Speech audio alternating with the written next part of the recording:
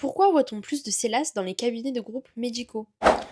Alors, je buzz une dernière fois. Sur une levée de fonds, en pratique, on préfère les CELAS. Pourquoi? Parce que lorsqu'on a une levée de fonds, en général, on va faire intervenir un financier, souvent pour des cabinets de médecins. Ça peut être des radiologues, ça peut être des laborantins ou ça peut être également des ophtalmos qui vont accueillir des financiers au capital de la structure. Et donc, grâce à cette ouverture du capital à hauteur de 25% pour les médecins, eh bien, on va pouvoir mettre en place des actions de préférence qui vont, malgré le fait qu'on n'ait que 25% des actions de la CELAS détenues par le financier, avoir une distribution inégalitaire jusqu'à 80-90% en évitant la clause léonine, c'est-à-dire d'abuser sur la répartition inégalitaire pour permettre d'avoir un droit financier plus important que le droit de vote ou le nombre de parts détenues. Donc c'est pour ça que cette celle-là, on parle de CELAS, permet cette distribution inégalitaire des actions de préférence alors que la CELARL, on n'y arrive pas.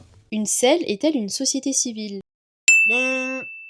Eh bien non, comme on l'a dit jusqu'à maintenant, la SEN n'est pas du tout une société civile. Les sociétés civiles sont des sociétés civiles immobilières, bien connues sous l'acronyme SCI, ou des sociétés civiles patrimoniales, SCP, et une SEL, c'est une société d'exercice, c'est une société qui encaisse du chiffre d'affaires, qui a une activité réelle, professionnelle, issue de l'activité de chirurgien dentiste, de médecin, de vétérinaire, d'avocat, d'expert comptable, de géomètre et autres.